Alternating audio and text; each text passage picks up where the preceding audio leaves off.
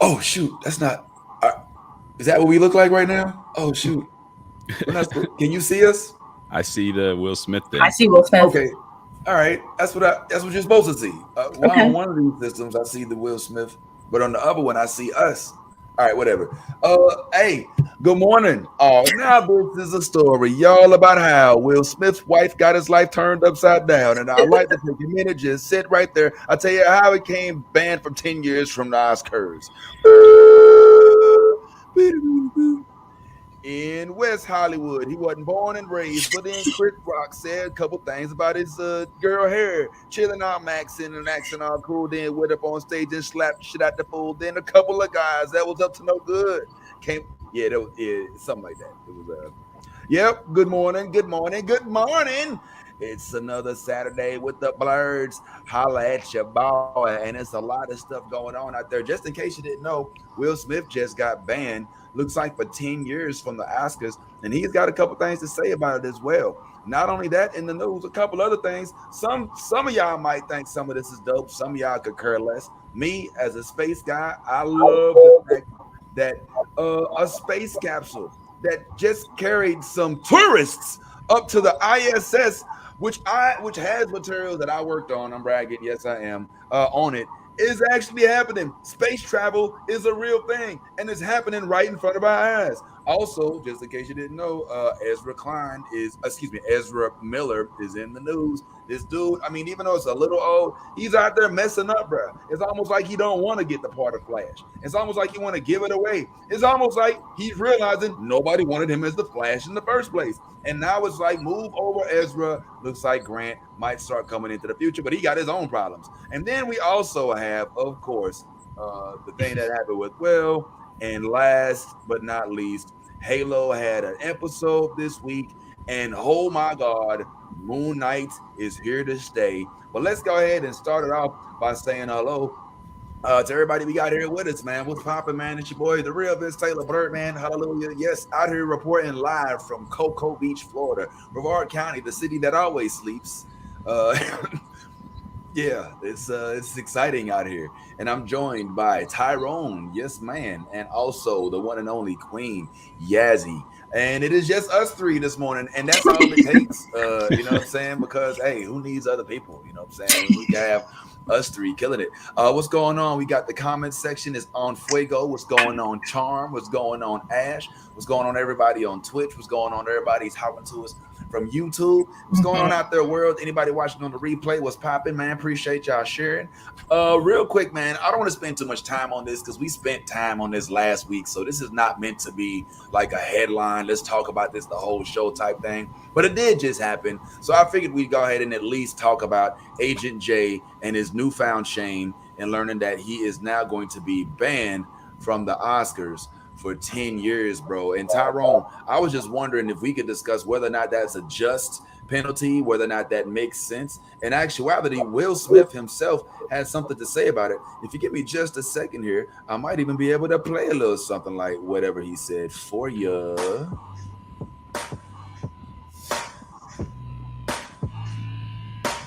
Did he drop a mixtape about it? Basically. What's happening?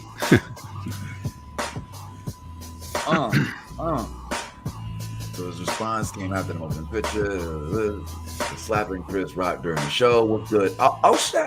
Austin? What's going on, Sirius? The Board of Governors. There's a Board of Governors? What is that? It's For the Oscars, I imagine. Okay. This is like the governors from Walking Dead. Limited to the Academy. We want to express our deep gratitude to Mr. Rock. Wow. Well, look at that. That's not bad. Okay. What else did they do? All right. The statement was the actor will get to keep his Oscar that he won for his role in King Richard. Well, that's good. All right. So he keeps his Oscar, but he can't come back to the Oscars for about 10 years. And Will saying it's just he gets it. He's not mad. I don't know, man. listen, frankly, let's keep it real. In the black community, the Oscars has not always been something that we felt welcome to. Let's keep it real. Like there was a time, if I'm not mistaken, like not just the Oscars, but like the Grammys. Like Jay-Z wouldn't go to the Grammys. There was this whole a few years ago. There was this hashtag Oscars so white thing going on. So I mean, right now, if there was a time to be banned, now would probably be the time when folks are trying to find different ways to collect accolades from high ranking establishments that don't necessarily have to be the Oscars and these Academy Awards. But at the same time, it is right now the elite, right, Tyrone? So he can act like it don't hurt, but this gotta hurt. And I heard he lost a movie deal or two. Mm-hmm. Is he hurting right now? I mean, is he feeling regret? Is he remorseful? Or is he just like, look, I said what I said, I do it again to protect my girl? What it is? I mean, I can't say what he's feeling. I imagine he's probably feeling regret, especially because all the shit that's come down. But for me, this is just white outrage coming down hard on black folks. That I'm just gonna call it what it is. This is just straight racism. Like, there's too many people in Hollywood doing weird shit, doing gross shit, doing illegal shit, and they're hanging out at the Oscars like nothing's happening. So like, I ain't trying to hear all this like, oh, we're worried about safety and all this other shit. Take that somewhere else. I ain't trying to hear that. So let's just start calling this what it is. It's racism. I feel like maybe black folks of those in the elite, those of us who don't have a voice, should just start being like, all right, maybe it's time to boycott the Oscars. Start using that boycott word. Yes. What you think? You think it's about time to boycott the Oscars? I mean, I don't disagree with you, but at the same time, like, I don't really watch the Oscars, so He has already started. Does that mean I'm already doing it? Yep, you're on board. You are a good ally. Okay. Yeah, man. So you one step ahead of the game. Listen, I ain't gonna lie. Like, I'm not a huge Academy Award watcher either, but there seems to be. I mean, they've done a good job, I guess, of garnering this prestige, to make it seem as if these bald-headed awards are so important, and then they start tacking those to your accolades for the movies you're in. Oscar award winning actor Will Smith. Is there another, like, will it have the same ring on it if it's like BET award winning actor, what I'm saying, or like a Source Awards, or I mean, I wonder how long it takes to generate that kind of prestige. You know what I'm saying? But I ain't really gonna talk about that. I just think that it's interesting that he is banned. And like you said, a lot of other crazy. Now, let me play devil's advocate though. All the other crazy stuff you talk about, did that stuff happen live on national TV in front of everybody? You know what I'm saying? Did Harvey Weinstein do all this behind closed doors stuff? Had it happened on stage in front of everybody, would they have taken immediate action? I don't know. Yeah. But I mean, it still, I think, reflects on them. It's like, just do your dirt undercover so we don't have to deal with it. You know what I mean? So I'm just like that. To me, none of this, like, nobody comes out of this looking good. Even the Oscars now, you know what I mean? They're looking like shit. It's all way too much for what happened. Way too much. It's ridiculous. Yeah. And I'm not even like, oh no, poor Will Smith. Like, I'm not feeling bad for Will Smith. Like, Will Smith is just fine. Like, he is fine. But like, it all just looks so shitty. Like, it's all just that gross Hollywood shit.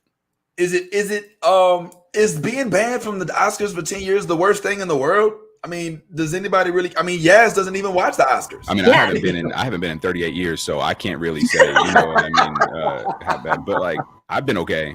I mean, I imagine that if you're an actor, at the top of your game, you're out there making movies, and this is a big thing for you. The Oscars, like you were talking about, the prestige of it, it is the biggest game in town. So I'm sure for somebody like Will Smith, it probably hurts, but I don't know. It's all just, I wish they'd be like, you know what? We all ruined it. The Oscars are done. We'll mail you your awards. You know what I mean? Like, we're done. Well, listen. All right. Well, what about this part? The part where they are empathizing with Chris Rock. Right after it happened, we had these dueling voices. Some of which are saying Chris Rock was wrong for that. I would have did it too. How dare you come on my wife? She got alopecia. You know what I'm saying? You should have been on her Instagram story and known all her business. And some people was like, nah, bro, you's out of line, man. You don't respond to jokes with violence. You know what I'm saying? It's just not the way it goes. But there were people who were like, Chris Rock was out of line and deserved to be slapped. Now, I don't know about you, Yaz, but I know Austin is a mild-mannered man and probably would have not slapped, would have definitely taken his recourse, would not have let it go silent. But he would have had enough restraint to be like, don't worry, babe. I'm gonna fuck him up later. You know what I'm saying? I'm gonna slip anthrax into his tea or some shit. I don't know. But I mean, what you think, man? It was Chris Rock. I just want to know how close was Will Smith sitting to the stage that like it was just so cavalier for him to just walk up to him and then just like smack him. Oh, he was close. Oh, he was like in the front row. Yeah, like he was like in the front row. He was like right there. Yeah, they don't have security at the Oscars though.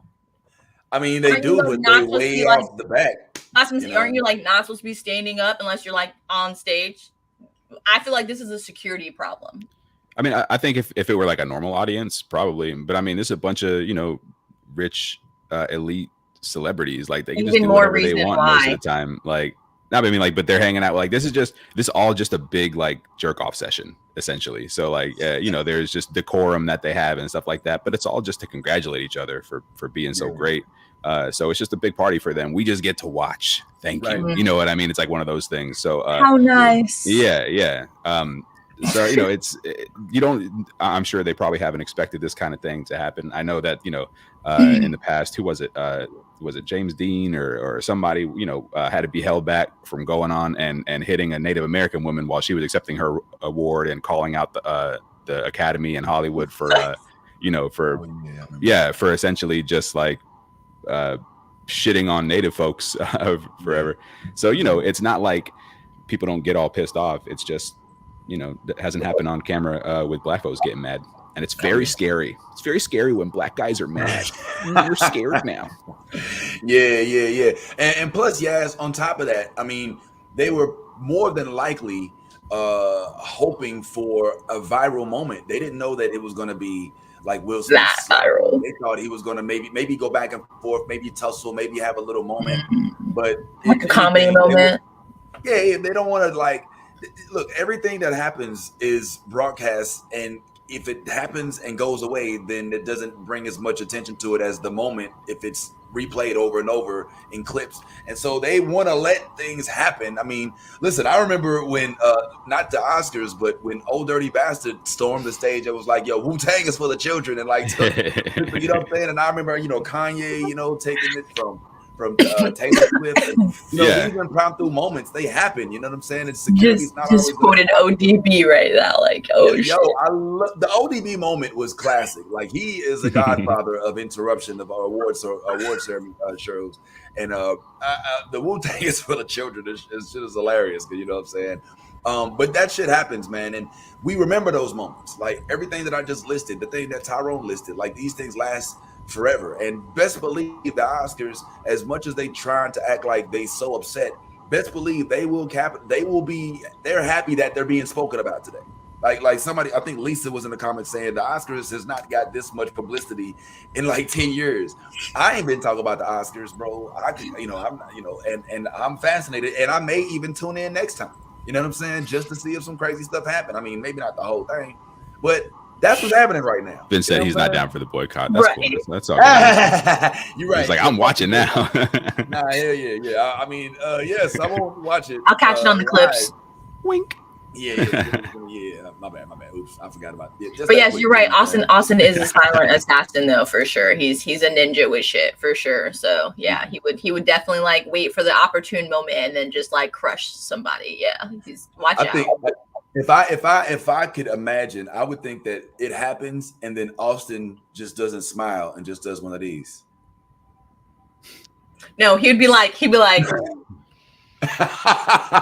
that creepy smile, like straight up, like I did this. I want you to know this. He'd be like, "What are you smiling at?" Like he'd be like, "Nothing." Yeah, man, that is good. Well, hey, listen, it happened, and Will, I don't know how you're feeling now at home or wherever it is, if you feel slighted, but I will say this much, bro. No matter what the Oscars tries to say about you, you still are one of the best hosts of the BET Awards ever, you and Jada. And best believe when black folks run into problems, they run back to their people. And I believe, watch this, Tyrone, mark my words, you'll probably see Will Smith hosting something else or involved in some of the award shows to probably try to make it, in spite of what's going on here. And I wouldn't even be mad at that. I probably won't be the Kids' Choice Awards. He's going to start his own podcast, watch.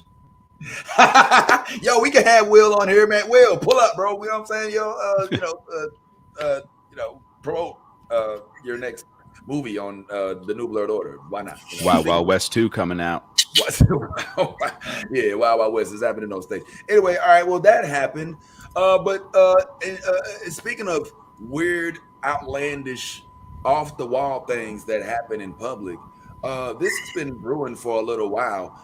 Now, yes, I know that you aren't a DC fan like myself. We're not big on DC, but this dude, Ezra Miller, right?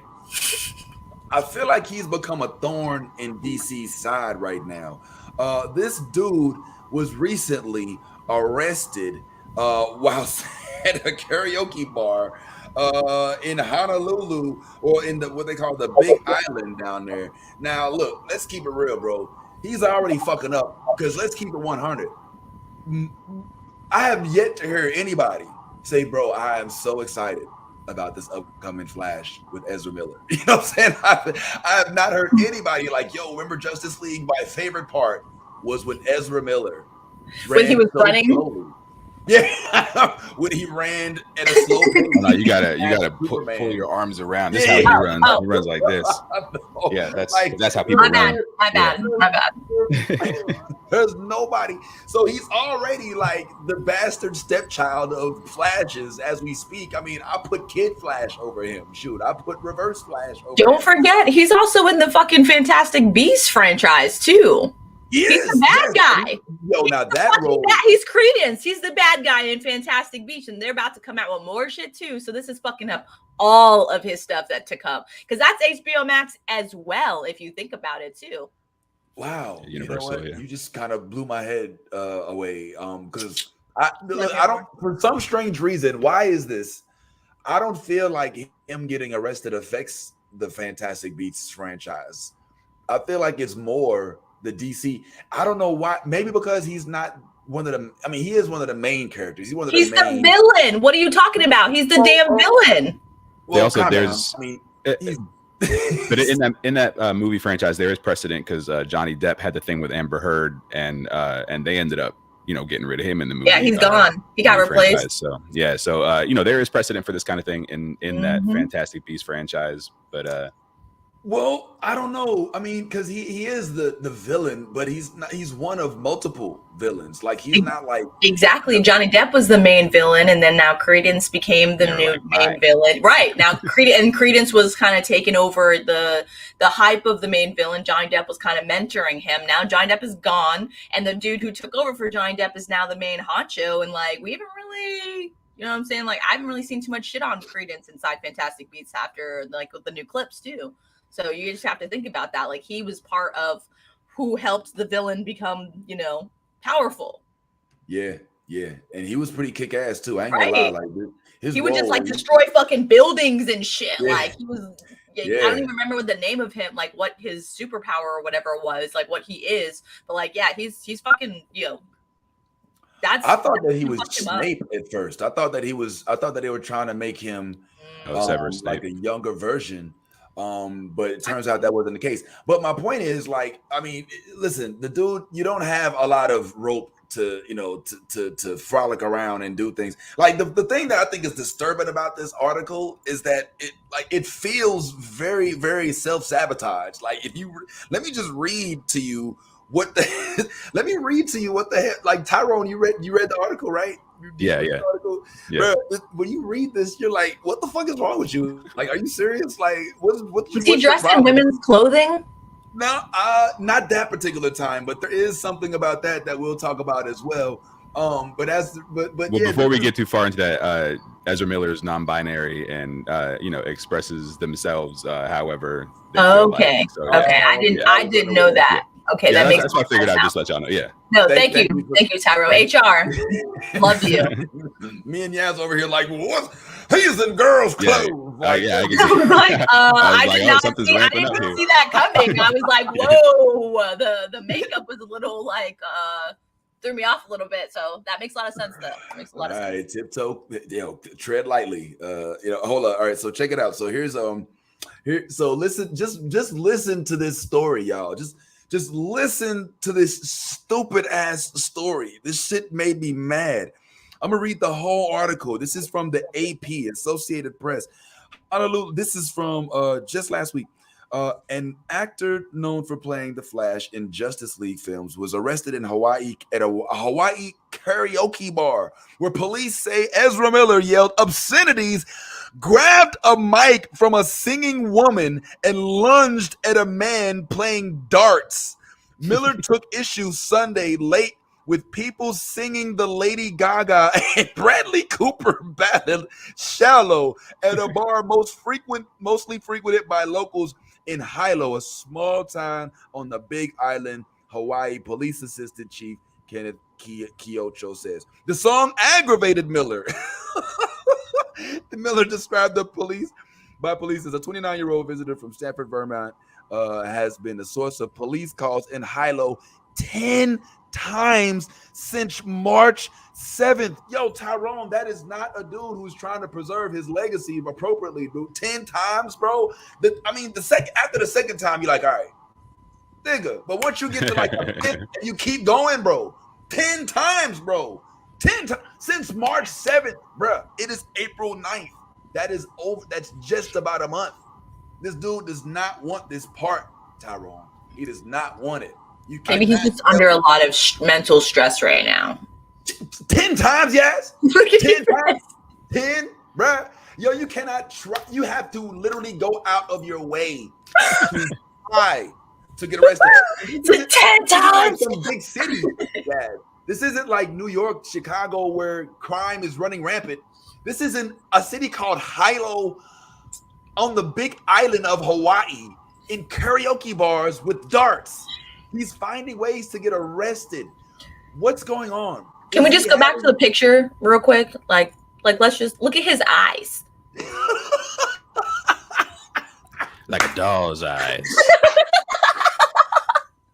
Come on, bro. And you want to know why he went back 10 times? I'm just saying, like, look at his eyes in this picture. This picture right here, it's like the picture's worth 1,000 words, bro. Yeah, you think? Yeah, all right. Yeah, what you say? This dude's all, or I have to remind myself that Ezra's non-binary, so they've always been kind of different, like even in like the the movie roles and stuff. You're like, there's something about it's kind of like there's like Jared Leto vibes here from me, and like I never trust these people. Like if I can't. Like there's a thing where like with Jared Leto, like I'm telling y'all something is coming for Jared Leto. We're gonna have one of these conversations about Jared Leto. It's gonna happen. I have nothing to to prove that, but I'm just ready for it. So just be ready is all I'm saying. Like and this is like a Jared Leto situation for me. Like you put these people in a situation where they're gonna like let out their weirdest, most destructive selves, and it's gonna happen. If you're about to break, just don't go to a karaoke bar. I don't know. It's weird. But it's just one of these things. I feel like it was just a matter of time. Like it was a, ticking time bomb. I kind of just wish I was like in the audience at that bar and had my TikTok up because right. I'm fucking famous right now. Like that's all I'm saying. That was a beautiful moment for the audience. Like I hope they took advantage of it. Yo, you think somebody recognized him and whipped out their cameras? They were like, yo, that's fucking the Flash, bro. Like, that dude's tweaking. Like, dude, I'm getting this on camera. Watch, give it like a week or two. We're going to have fucking funny ass videos and clips and memes, all kinds of shit. Be like, bro, I was there in Hawaii, bro. Like, legit. Every time this motherfucker came in, I was there. Lisa said, "Don't come for Jared Leto." I'm sorry, like I'm sorry, Lisa. I'm doing this for you. Like it's gonna just get your mind ready. It's happening one day. I'm telling you. Like we'll come back to it, and I'll just be like, I hope that this helped you to grieve the process early because it's coming. I'm telling you, Lisa. I'm with you. I'm with you. I don't know, man. I don't think that Jared Leto. I think Jared Leto has a mature level of insanity. You know what I'm saying? It's like it's boxed in. You know what I mean? It's okay. He gets it. Like he's like, all right, yeah, I'm a nut, but I still have a brand. You know what I'm saying? Ezra is screaming self-sabotage. In my opinion, this feels like a guy who feels like he doesn't deserve what he has and is going out of his way to see if his fame will last the test of this bullshit that he's putting himself through. Like, I don't know anybody. Listen, everybody can't get that Iron Man Robert Downey Jr. saving grace. You know, you don't know if you're going to get another role offered to you. You know what I'm saying? Like, you're in two major franchises, the Harry Potter franchise and the DCEU. Bro, all I'm saying is 10 times, bro. It's like 10 times, man. I mean, can we at least chop that in half, bro? How does he still walk around, Tyrone? Does he let you just get walked? Do you just get arrested 10 times? I feel like a repeat offender. Like, how does this even a thing for you to get arrested that many times? Yeah. Or what is it about you that gives you so many chances? Is there something maybe even like physically about somebody that gives somebody more chances than somebody else? Or like, you know, maybe they're like, you know, so many times getting in trouble. Like, is there, you know, something that maybe I'm not seeing that that is like, like, but he's you know, they're good. Like, so let's, you know, give it a, okay. So you see what I'm getting at here. But yeah, it's one of those things. I think, you know, I just feel like Hawaii's really like, this is the only celebrity we've had to arrest in a really long time. We should just let him. And then when it happened again, they're just like, well, it wasn't that bad. You know, like, it's a karaoke bar, you know. And after the 10th time, they were like, okay, Mr. Miller, now, if you come back one more time, okay, we're going to leak this shit to the fucking press. You got it? He came back. He called their bluff. You might be right. Yo, I fucks with 30 Seconds to Mars. I see you, Austin. Yeah, man. From yesterday. That's Jared Leto. But I think that that Ezra is basically giving the role to Grant Gustin at this point. I mean, he's basically giving the role. Look, Grant, for those of y'all don't know, listen, I'm not a huge DC fan for reasons that I've spoken of here before. I mean, the origins of it, which just have zero diversity, which is why I like Marvel a little more. At least they gave the story of the small guy. But in DC, one of the coolest characters, frankly, is the Flash. And Grant Gustin has been the Flash on TV in the Arrowverse for years now. And I mean, listen, his fans, the Grant Gustin's fans, are really now trying to capitalize on the fact that this dude has been fucking up this dude Ezra. I mean, they are chipping at the bout. This is just from a few days ago. Now he has his problems of his own. You know, he vaped on a plane. That's like some incomparable getting detention type shit, though. You know what I mean? Like he's fine. He's all right. Hey, I can't say anything because I vaped one time in a assisted living facility, and I set off the whole tire alarm in the building, and all the old people had to like they were starting to evacuate. Yes, was in there hotboxing grandpas and stuff. Got everybody in trouble. Wait. But the best part was when they came and there was like two EMTs, you know, that like dudes, and one of them was a chick, and they were like, "How did this happen?" And I was like, "I don't even know." You know, I was like, I was helping my coworker spray some like hairspray in her hair and just created this big cloud. I was like, and it just, I don't know. I was like, still, out the blue. Yeah, right. It's got to be Judas hair products. It's setting off the alarm again. What I tell you, Judas? I can recreate it again if you want, but I'm not sure if it'll set it off again. I was like, it must. I was like, you check the batteries in that thing. I don't even know, bro. It was great. Let me just tell you, people were coming down in the elevators and shit. Like, I was like, no, you guys are good. Don't worry. I was like, they're just coming to check the fire alarm. And yeah, it was great. It was great. Jazz, the Outlaw. What the fuck? That was like 10 years ago, bro. I'll never forget that. I will never forget that. But the Grant Gustin thing, though, like, honestly, his fans have been arguing this since Ezra Miller got cast as the Flash. Like, they've been on this the whole time. And honestly, like, early on, I was one of them. I was like, why would you cast anybody else? You've got a Flash right here that's working really, really well. Super likable dude. You know, you root for him and stuff. Like, why even go casting, you know, this person who has this Jared Leto-ness about him. I'm making this thing, by the way. I'm gonna make this a thing so we can start watching out. Bro, you are hating hard, bro. No, I'm telling you, this is a public service. This is a public service. We need to start watching out for these folks. And I'm going to start warning people early when I see it, because there's been too many times lately where I'm like, oh, not surprised. So I'm going to start calling it early now. But not like they had a great Flash, and they just they because of their weird way that they're approaching all of their their properties. They kind of painted themselves into this weird corner now. But the good thing is that now that they have all this Flashpoint stuff, they probably could just make it, if they decided to go the Grant Gustin route, it would be really easy for them to be like, he's a Flash now, and we don't care why. I hope so, because I liked him. I really actually liked Barry Allen as Barry Allen and not Ezra Miller as Barry Allen. So I like how you called him Barry Allen. Like, I like Barry Allen as Barry Allen. Like, this is my Barry. He looks like he has two first names. I'm sorry. He looks like he has two first names. It's not my fault, okay? Yeah, no, but I mean, like, he has become this character for you. Like, his real life name. I'm sorry, he's Barry. And if I see him in the street, I'm like, Barry Allen! Yeah. Think how happy he'll be. See, and that's exactly what we're saying. Like, Ezra Miller, he didn't have that. Like, I kept forgetting that the Flash's name was Barry Allen, because I'm just like, it's this dude. You know what I mean? So yeah, they should definitely go the Gus route. I wouldn't have shot that up. Yo, that's true. Because I mean, when I see Ezra Miller, I think, oh, that's the guy who plays the Flash. Mm-hmm. When I see Grant, I'm like, it's the Flash. Yeah, you know hey Barry. Yeah. When I see Ezra Barry Miller, Allen, I would take credence. No, that's more apt. That is a more apt character to compare this dude to. Yo, crazy.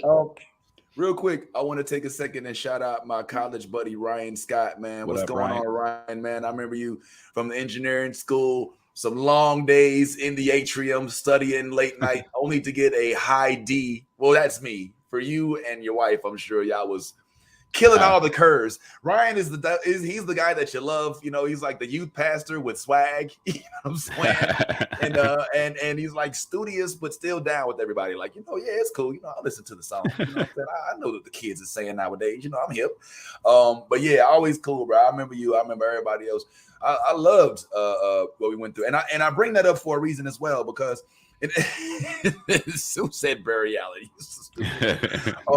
I want to keep talking about Barry, and I want to talk about Flash a little more. But before I forget, I meant to bring this up a little earlier. I was talking about, actually, we could use this as a segue when we start talking about Halo.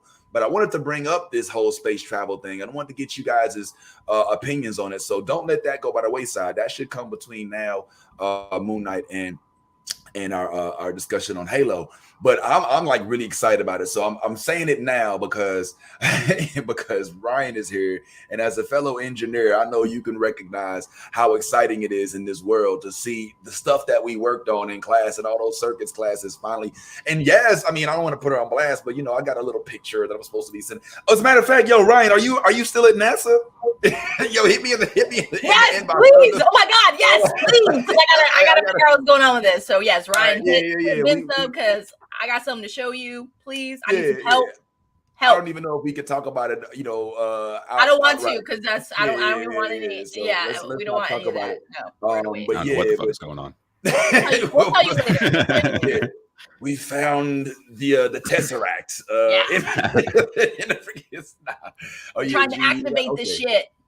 Okay, hold on. Let me see. He says, all right, that's what's going on. Oh, okay. All right, cool. See. All right. Well, it's all good, man. Well, hey, thanks for being out there. We might hit you up too. You never know. But yeah, man, it's always good to see folks from college, from high school, from everywhere, man, especially some of my old engineering buddies, bro. But in this realm, man, Flash for me, frankly, is Grant Gustin. I'm not gonna lie. Like, the dude killed the role. I remember when they introduced him in Arrow, like, and I was like, yo, that guy seems like he's got legs. Like, this is his staying power. And he's preserved the role, like the integrity of the role. One of the things that I like about the Flash, honestly, despite the fact that, the storyline gets a little over Flash pointed, I mean, you can only go back in time and change the timeline so many times, right? Yeah. But I like how he's not a muscle bound, like, I like that he's like true to the, I mean, even in the comic book, he eventually becomes kind of swole or whatever, right. But like he's Flash begins, right? So he's still slender, he's still young, he's still trying to figure it out. He's got a girlfriend, but he doesn't, I mean, they're back and forth with Iris. I at first I was like, okay, the interracial thing, all right, you know what I'm saying? I see what you're doing, DC. And then with the Pops and with Kid Flash now, you know, I'm like, all right, I see what they did. The show is dope. I mean, I think King Shark was in a couple episodes. Yep. It's one of the most likable shows in the Arrowverse, frankly. And so you could easily see why people are like, yo, look, man, give this dude the role. So Tyrone, why won't they give him the role? Why won't this dude get? I mean, what is stopping DC from doing what their fans want? Like, that's the difference between Marvel and DC. Marvel's like, oh, you guys want a movie about Spider-Man with all three of the okay, let's see if we can make that happen. You know what I'm saying? Let's put it together.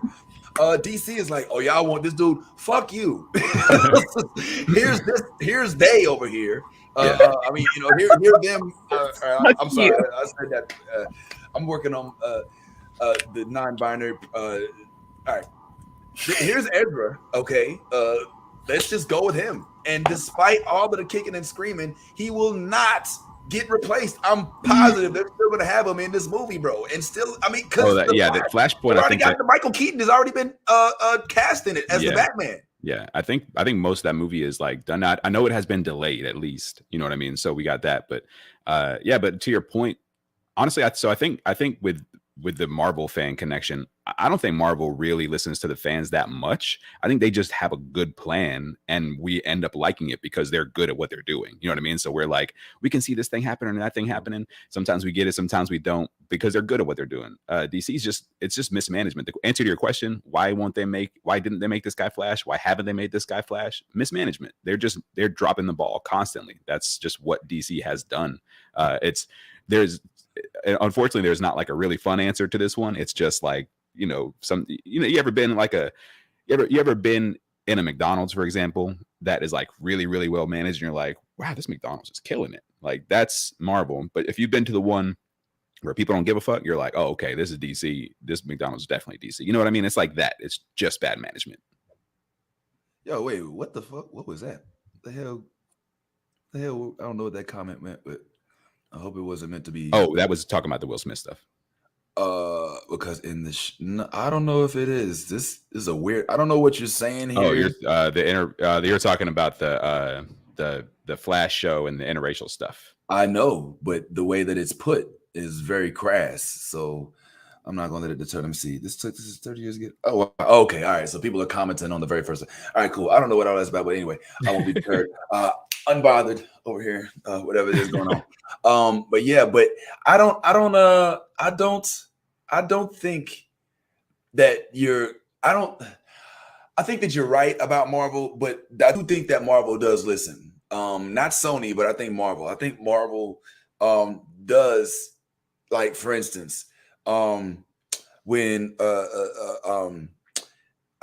okay, I forget the exact moment, but I feel like when Marvel hears the fans have a voice, and then they will actually be like, all right, we can make this happen. And there are instances that actually was the case. Like I said, the Spider-Man movie is just one example. I can't think of all the other ones right now, but I know that they exist. DC, I feel like they just force feed their way onto their fans. They're like, listen, here's what we're gonna do. I don't care whether you like it, whether you agree with it, whether you dig it. You're just going to have to deal with it. And the fans are like, but we pay for the service. You know what I'm saying? We're the ones that purchase the products. And I think that there's a huge opportunity being missed here, because there is clearly a yearning for this man to take root. Okay. All right, my man. All right, I see you. So I'm just wondering, man, is DC ever going to wake up? Maybe, maybe not. But if there was ever a time to do a swap, Ezra, you're giving them the green light. And I mean, look, let me just talk to Ezra real quick. Ezra, bro, I know you don't want the role. It's clear. It's clear. I don't know. Maybe fame has gotten to you. Maybe you're not necessarily fit for two major franchises at once. But damn, you can bow out. You can step to the side. You don't have to fuck up your chances to go on your kids' field trips for the rest of your life, because now you've got a track record, and they're going to make you fill out an application when it's time to go to Fun Spot, and you're not going to be able to go because you have charges. All right. I'm just saying, you can bow out. And why can't people sing Shadow in the freaking karaoke bar? It's one of the dopest songs, especially as a duet. So don't stop people from doing this. All right. If you're going to stop people from doing anything, it should be from seeing your movie, or it should be perhaps you from playing this role. And let's just let Grant Gustin take over. Yeah, as Ezra wanted to sing "Shallow," that's why. I put that song in. No, seriously, Black made a great comment, and really, I think it's a good explanation because Kevin Feige is a fan, and that's why, like, you know, that's why it seems like there's so much synergy between Marvel and the fans, is because like the people who are running Marvel, the people who are making these decisions, are fans of the material that we know. They're fans of the comics. They're fans of the old, you know what I mean? So it's like, so they know what the hell is going on. So we can trust them with it. And so it seems like a conversation. It seems like something that's being built together. So good point out. Seriously, Black. Kevin Feige is a fan and he cares and they care. It's like, you know, point. Yeah. So thank you for that. That is a really great point. I think that might be what DC is missing. DC doesn't have that Dave Filoni, that Kevin Feige, James Gunn just joined them though, and has a really new outlook and has changed the way we decided to classify shows live action in DC. So we can't not say they don't anymore. They're just now catching up. Yeah, you were right. Yeah, that's true. James Gunn has been one of the examples of like what happens when you have somebody who respects the source material and who wants to, you know, do what they can to improve it where they can, but also just tell a good story. So you're right, good shit. Yeah, Dark Secret says that Jason just made Quicksilver. Just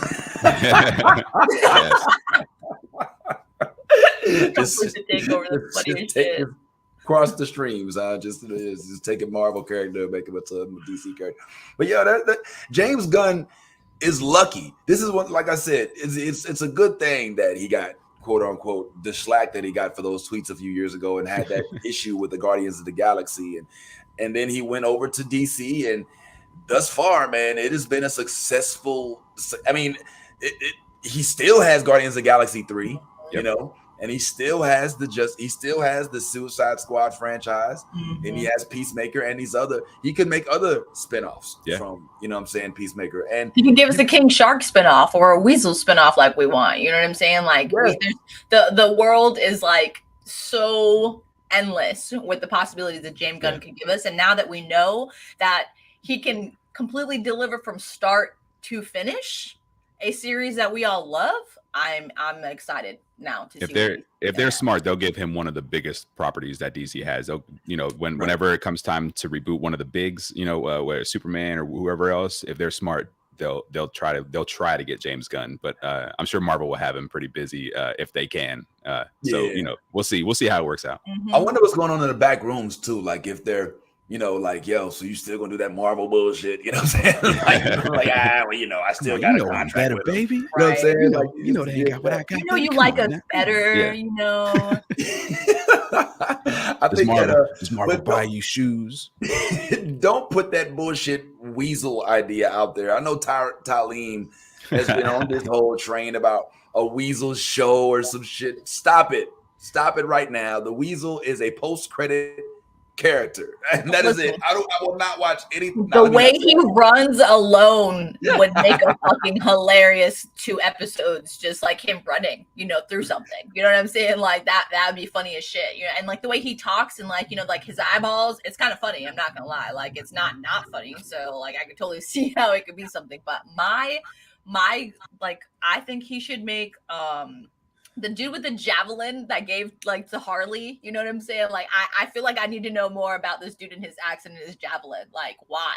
You know what I mean? Because he died so quickly. You know, like who is she talking about? Tyrone, the fucking blue dude with the long hair that had the accident when they're on the plane. It wasn't It was that first wave of that they just like tore down. You know what I mean? Like I can't remember all of them because they were just like such a small. His name was Javelin, I believe. Like that was his name. Yeah. Oh like, yeah, he had, like, this bluish and yellow blue suit with yellow stripes, and he had like the long javelin and like he had an accent. She's like, She's like, I love your accent. He goes, American girls always do. She goes, you do. You're right, because we ain't got none. Like, it's just like, yeah.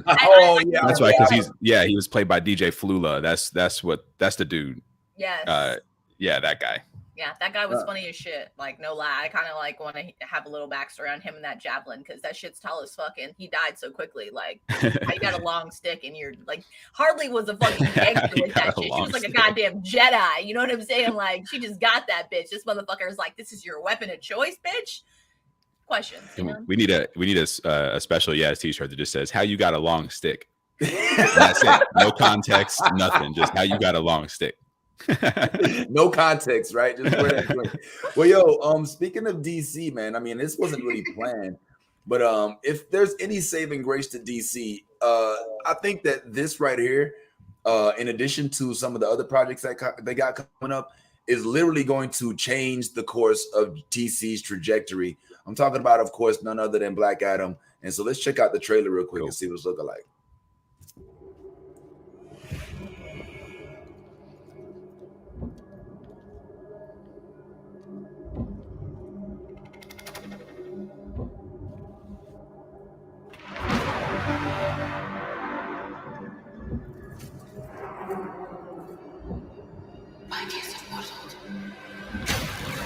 She's out.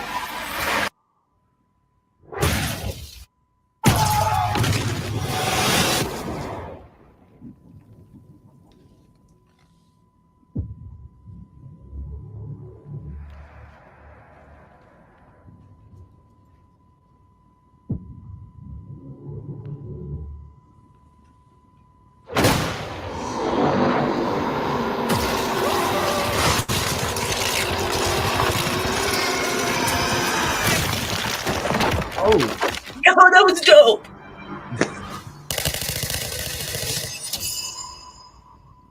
Oh shit.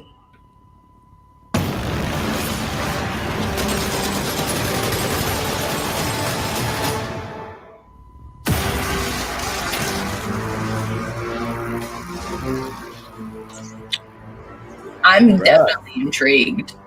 Right. He just like electrocuted someone to ash, bro. Bruh, yo, like that looks like the future of DC to me. You know what I'm saying? Who's directing that movie? Oh, good question. Let me see if I can find out. I don't even know. Let's see. Directed by Jame Khaled Sarah, somebody I've never heard of. I mean, doesn't mean that they've done stuff that they haven't done anything. Jame, yeah, this guy, I don't know. He's a Spanish film director. He made Jungle Cruise. He made the movie Orphan. House of Wax. Oh fuck. Oh, let's hope it's more Orphan than it is Jungle Cruise. Yeah. Yo, hold on, man. Jungle Cruise. That was a good ass movie. Yeah, why are you playing? Jungle Cruise wasn't as bad as it seemed. Thank you. I didn't say it was bad. I just said let's hope it's more Orphan than Jungle Cruise. What do you mean the graphics I didn't know were there was like with the tree dudes and the fucking. I know there was like a Jungle Cruise defense league out here. Yeah, here it's like nobody talks about Jungle Cruise like that. Yo, don't you dare slander my Jungle Cruise. My bad. I like Emily Blunt, and did you see it, Tyrone? No, I didn't say it was bad. I was just like, let's hope it's more Orphan, because Orphan's like scary and dark and crazy, and Jungle Cruise is not. That part, yeah. Well, yeah, it does look like it has potential to be like a leader in the DC universe, and it's also starting up this dueling movie thread with Shazam that we have to look forward to, right? And I'm gonna say too, I think Shazam was one of DC's best movies, period. I saw it in the theater and enjoyed it. Yeah. I mean, Shazam is set itself aside from all the rest of the movies. I'm gonna have to rewatch it. I mean, it's not perfect. It's not like great or anything, but it was fun, and they did like it was watchable. Like unlike a lot of other DC movies, like I was like, okay, I was entertained throughout this movie. This was fun. So yeah, it'll be cool to see. Yeah. So I'm here for that. So yeah, if this is the direction that y'all are going, DC, then come on in. We'll try to make sure we keep Will Smith away from Dwayne Rock Johnson. But yeah, man, just look at that lady's face in between them. Hold on, go to that picture real quick. Okay, hold on. Where's the Yeah. picture? Did you guys read the Look at that comment lady. earlier? You know, why she looking like that? Yeah. Did you guys read the comment earlier about how Will Smith, Daniel said, how is Will Smith going to slap Chris Rock for words, but not slap Jared Leto for sending him used condoms during the filming of Suicide Squad? Like, wait, what? Yo, because Will Smith knows Jared Leto is crazy. You don't go around slapping crazy, okay? Will Smith knows, just like I know. Jared Leto is going. Something's happening. Y'all watch. There's gonna be some. Jared Leto's like, he's probably like, you know how Arthur Harrow and Moon Knight is like, you know, the avatar for a god that's gonna kill us all. Just saying. Speaking of God that's gonna kill us all, man, we gotta talk about this most recent episode of Moon Knight, man. I mean, all right, let's just go ahead and say it, bro. Moon Knight is dope as shit. Yes. I don't know. I don't think that we have any room to argue this right now. I was kind of hoping that Stephanie would be here and that she would talk about if she watched it, just so we could see if it is even possible to dislike this right now. I'm floored by it. All right. I even like his wife. All right. I love Khonshu. I even like Khonshu and the concept of Khonshu and everything. And to come to find out that this dude, F. Murray Abram, I don't know if y'all know this dude, he's the voice of Khonshu. Oh, he is? Yeah. So it makes it even doper. This dude is, I don't know why, but I like this dude. He's been in a lot of movies. Yeah. Are we like spoiling it all? All right. Well, are we? Yes. Okay, Full spoilers. just making sure. It came out on Wednesday. So just making sure. Yeah, spoilers, by the way. Yeah, spoilers for anybody who hasn't seen it. Yeah. Came out Wednesday. All right. So look, sorry. All right. Can we talk about Morbius 2? That came out like 2 weeks ago. I still ain't seen it because Tyrone. I didn't see it either. You're welcome. Oh, my bad. Oh shoot, my bad. Welcome. Day. All right. Well, if we're losing Ryan, all right, my bad. Well, listen, I didn't. All right. Well, yeah, bro. Sorry. Yeah, we got to do spoilers, bro. Sorry, Ryan. But catch us later after you watch it, homeboy. But yeah, I got to talk spoilers because I want to dissect what happened. Yes. You know what I'm saying? Like, I want to know what's going on right now, and this is where we talk about that type of stuff. So, as last we were on Moon Knight before episode 2, we learned basically that my man, what's his? Not Mark Spectre, Stephen Grant. Stephen Grant basically had learned about his alter ego, Mark Spector, and they're dueling over the body of Stephen Grant, who evidently is the original inhabitor of this body.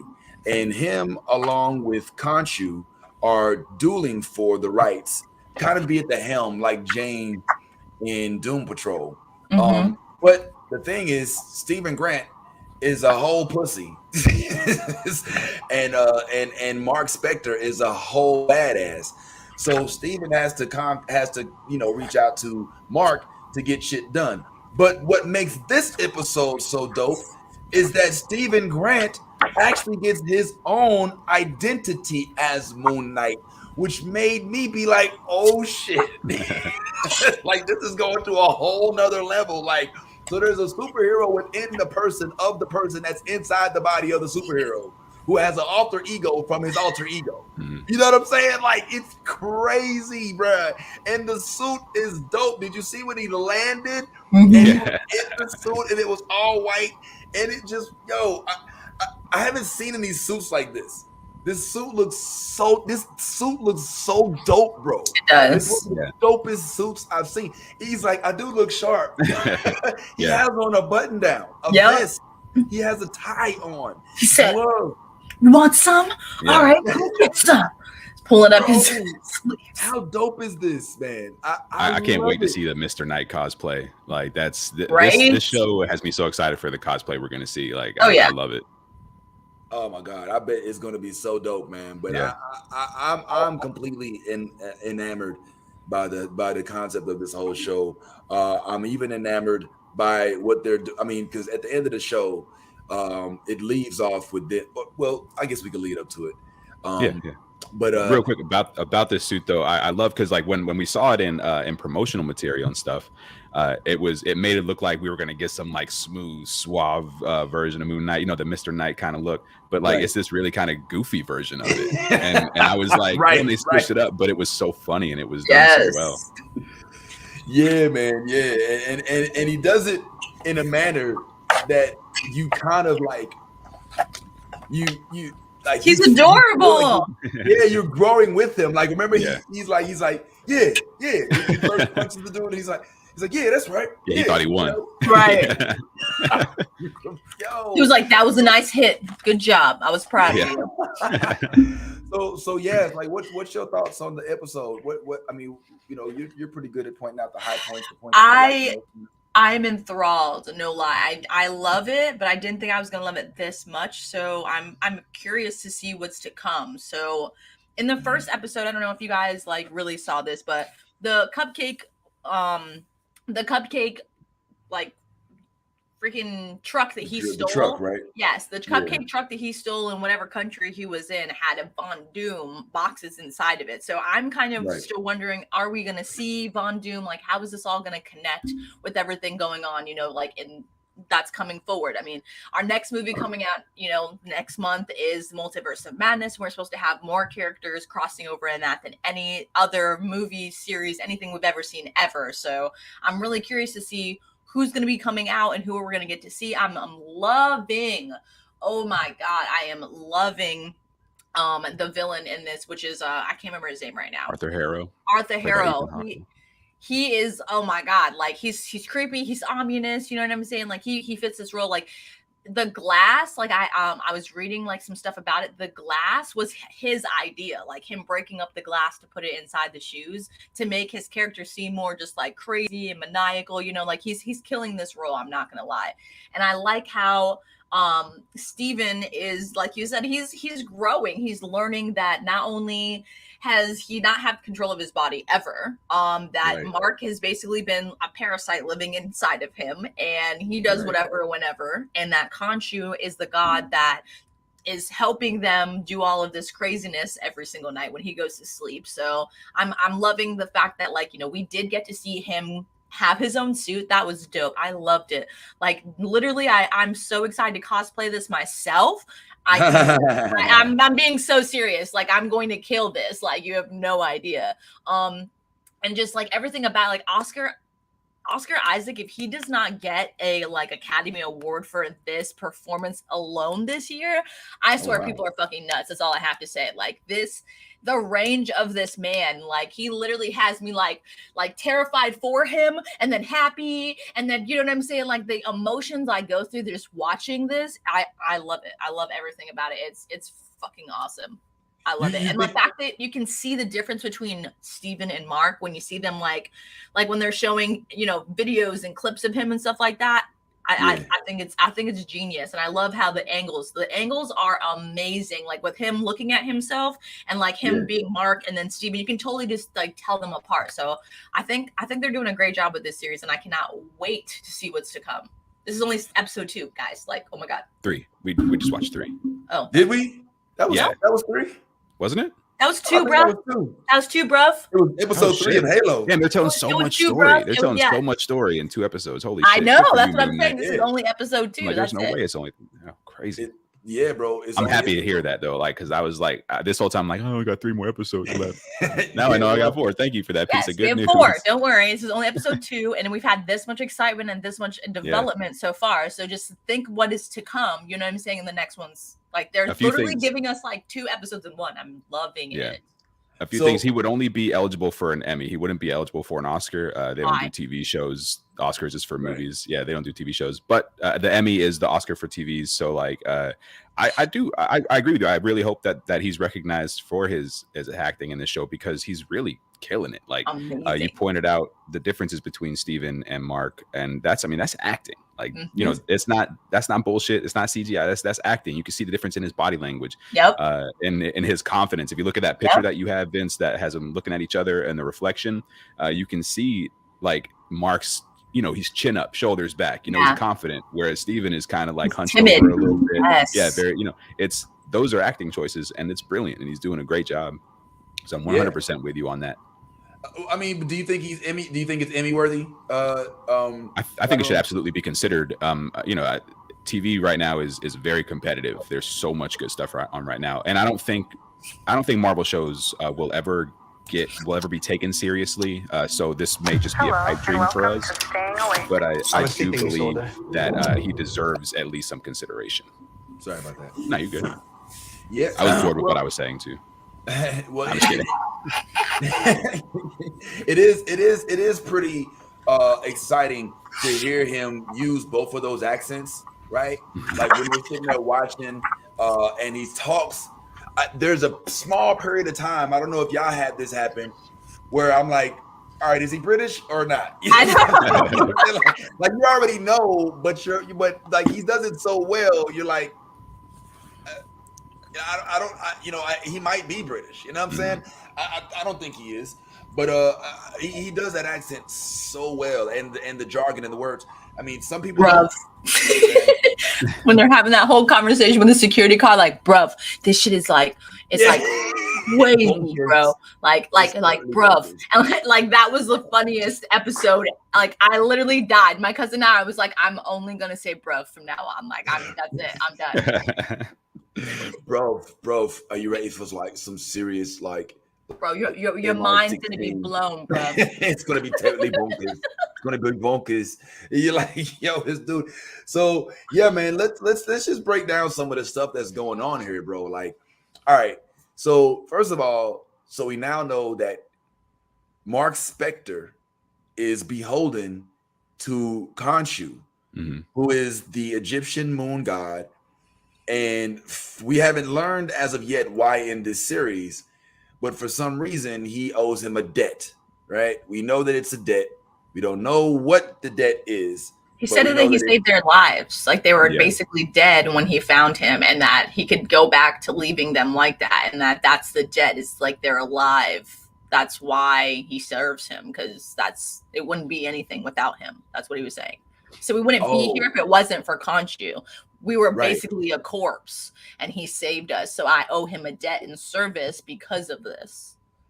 Well, yeah, but we still don't know what that service, what it's for, though, right? Like we still don't know. Yeah, we don't know like 100%. Right, we're getting the propaganda version of why he is who he is. Like we're getting what Khonshu wants us to know, what Khonshu wants Mark to know, that kind of thing.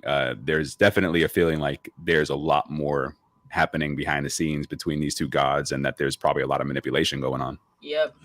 Yeah. Well, it feels like it has something to do with his wife.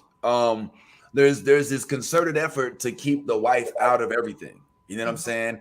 But at the same time, she's also involved. Like she knows, about the little device or whatever. And she knows about, Khonshu and the suit. The suit. You know what I'm saying? So like she's involved, but still he wants to keep her out of it somehow, because Khonshu wants to use her as his next vessel. Yeah. That's why, like he said that, once we're done, like we can be done, but you already know who my next successor is going to be, and you're not happy with the decision. So he's like, you could either stay this way and keep doing what you love to do, or I could just do what we both know is going to be inevitable, and I can just switch.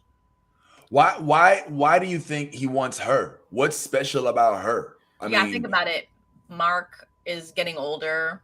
She's younger, more agile. You know what I'm saying? Like it's obviously like, it's the same thing with Ethan Hawke's character. You know what I'm saying? He used him until a certain point, got to that point, and then, had to switch. So I think it's like, maybe, I don't know.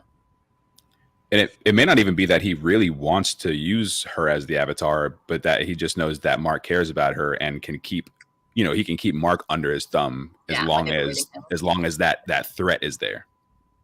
Yeah. So she's basically like bait. I mean, to an extent, like not bait, but like his leverage. Yeah, exactly. She's the leverage. Yeah, she's like, look, bro, if you don't do what I want, then I'm just gonna get your girl to do it. You know what I'm saying? And I guess that's this whole phenomenon. This is why he's, trying to do whatever Khonshu's bidding is. But the question I have is, like, one of the coolest scenes about this episode, in my opinion, was when the villain, whose name Arthur Harrow. Arthur what? Harrow. Arthur Harrow. Okay, so Arthur, he's basically talking to Stephen Grant, and he says, "Oh, what's Khonshu? Is he behind me right now? Oh, what's he telling you? He's probably telling you to kill me, right? So yeah, don't worry about it. You ain't gotta listen to all that. You know what I'm saying?" He's like, and then like Khonshu's like, ooh, and then it starts getting windy. He's like, yep, see, that's all they can really do when you're around. Don't worry about it. You know what I'm saying? And so he's like, yo, he doesn't have to listen to Khonshu. You know what I'm saying? And then it's revealed that he was the former, prior to Stephen Grant, that he actually did have Khonshu, was using him as an avatar. So he's like the ex-boyfriend in this whole thing. And he knows how his ex is. He's like, yeah, he's probably over there causing up a hickey fit. He wants you to kill me right now. You know what I'm saying? Just turn this dude off. You know what I'm saying? But if he can just not listen to him, then why does he have to do his bidding? You know what I'm saying? I mean, I guess about Steven or Mark? Well, Mark, yeah, I mean, if what's stopping him from just taking the new body anyway? Is it like some of this is making sense and some of it's not? You know what I'm saying? Like, what's keeping him from just saying, all right, look, I'm done with you, Steven. I guess it's this pact that they have. You know, they made some deal with each other, and until something is accomplished, he can't. You know, I guess he's trying to milk it. I don't know. What's the encyclopedia say? Oh, you mean like just like the motivation for Khonshu? Yeah, Like yeah. what? Like It doesn't really say anything about that. So that's what I think we're gonna learn. Like it's kind of vague on Khonshu. You know what I'm saying? And like hold on, let me go to it. Sorry, I'm laughing because there's this conversation going on in the comments. Lisa's like, yo, where's Minnie at? Minnie's in Facebook jail and sends his love, but he found his way onto YouTube and he's like, you can't stop me. That's international waters, Facebook. You can't stop me. I love it. Yeah. So welcome back, Minnie. It's good to see you. Minnie's here. Minnie got banned from Facebook, bro. I know. I also do want to address what Lisa said. WandaVision did get some Emmy nominations, including Elizabeth Olsen for Best Lead Actress. So boom, like hey, if Oscar Isaac is keeping this up, he might be might be leading that pack. That's a good point. And so I think the other shows did too. I think Falcon was nominated for something. For some stuff, they got some different nominations for for different things, but like the big ones, like the lead actor, lead actress, best show, blah blah blah, like that stuff is a possibility. All right. Well, I hope so, because I mean, this role is not any average role, right? And I mean, he's definitely showing his range, so to speak, man. But okay, so we know that Khonshu is after the wife, right? And here's the wife. I think that's the wife. Yeah. All right. Cool. Right. So the wife is aware now that Stephen Grant is not Mark Spector, but the wife all these years has been unaware of Stephen Grant. How is that even possible? So okay, so when Khonshu took over Mark, because like Mark is the original, like he's the mercenary, right? So when Khonshu took over Mark was left for dead. He was a mercenary in the desert, left for dead. That was that job that they found.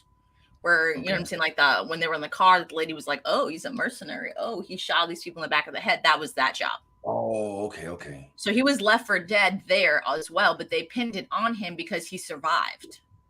Oh. And when that happened, like he was in Egypt in the desert, you know what I'm saying, around like the the Egyptian gods and shit like that, like around their temples and shit. So when that happened, Khonshu took over his body, and that was what created the multiple personas, as like and he's basically like, after he regained consciousness, he has to fight with Khonshu to regain his mind and spirit. So that's why Stephen Grant is there, because like it's one of his personas that just like arise because Khonshu's taking over his mind, spirit, and body. So like a part of him is fighting him. So that's why Stephen Grant is there. He's the part fighting Khonshu. He's the part like, no, I don't want to be fucking a superpower vigilante at night, in the mummy's costume, doing all this crazy shit. I'm just a gift shop person.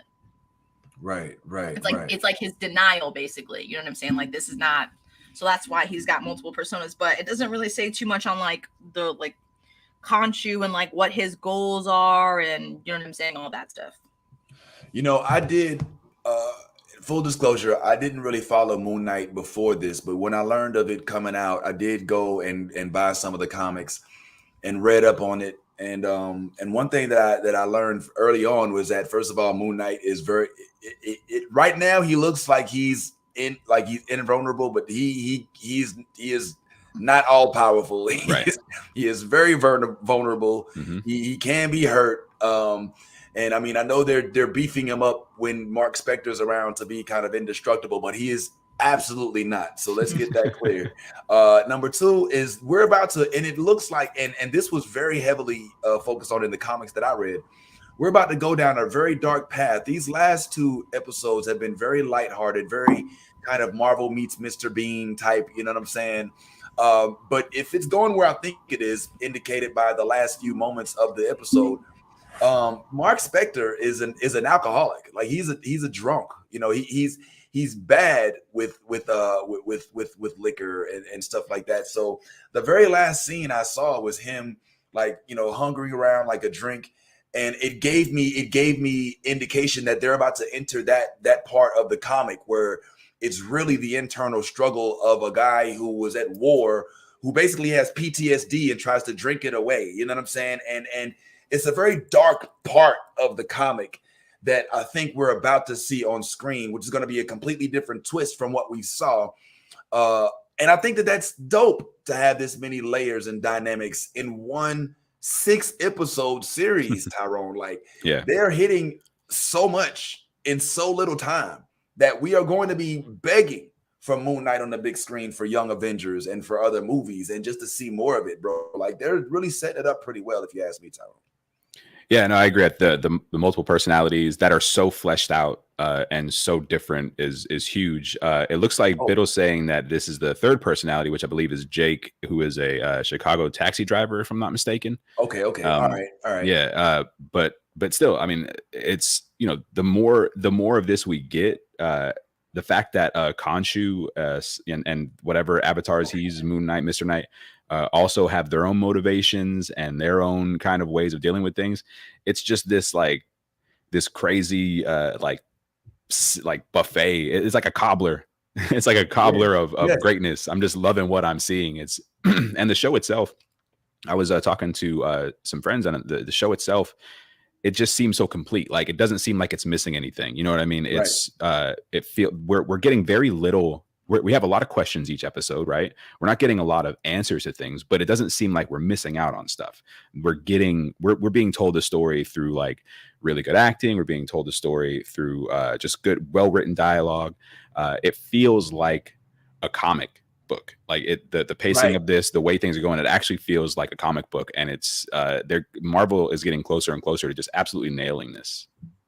Yeah, it really does, and it feels the same way you learn about things in a comic. You know, you're learning about it here. Like, it's not directly being told to you. You know, you have to kind of follow it.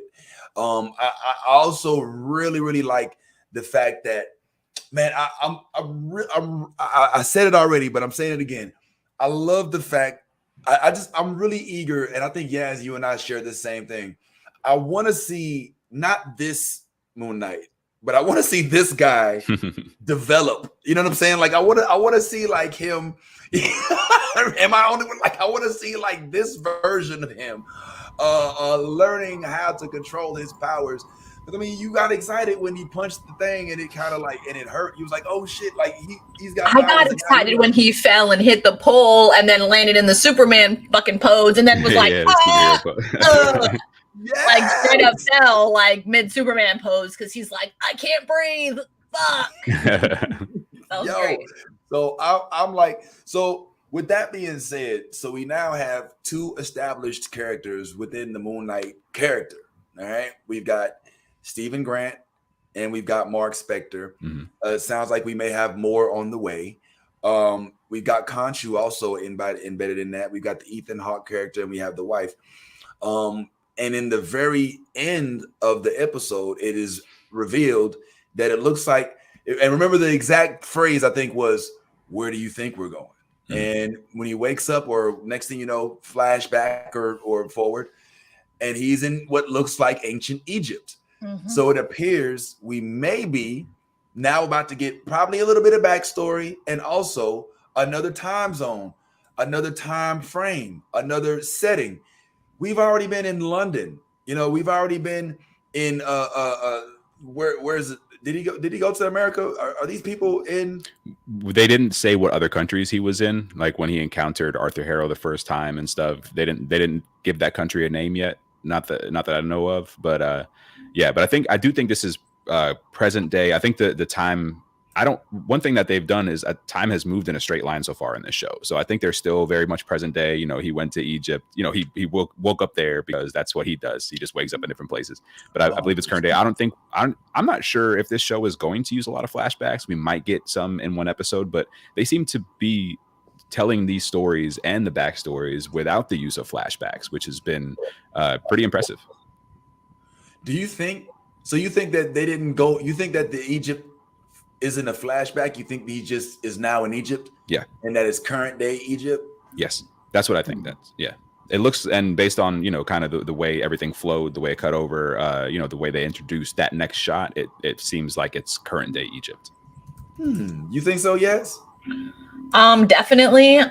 It gave me a lot of like Cairo vibes. I was looking forward to, you know, like really seeing Egypt, and they definitely, like, I don't know, the music didn't really capture it, but the scene, that music was dope.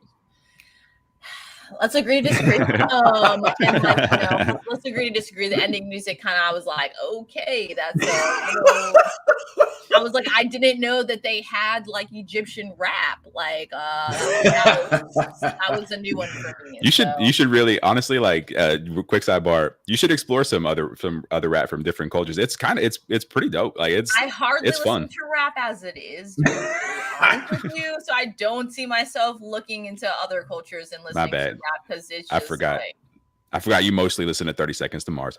Yes. I'm messing with you.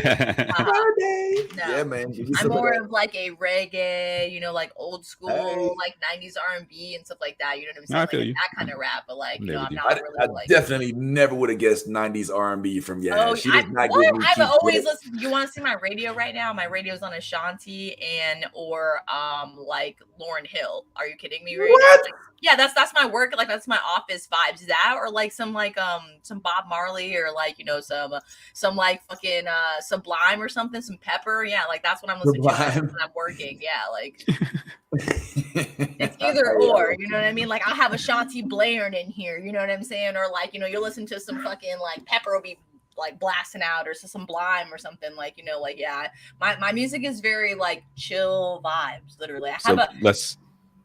Sorry. Oh no, I was gonna say I think that last scene we should just put like, you know, put some Ashanti in that last scene. You know, for I wouldn't say Ashanti, but I mean like some Lauryn Hill, you know, like Fuji's kind of right. like, yeah, you know, some Fuji's it fits. Yeah, like, she's thinking like, so you ride with me, oh baby. I'm always there when you call, and I'm always on time, and I win you. Yeah. Oh my god. I'd be in Egypt. Oh, yes.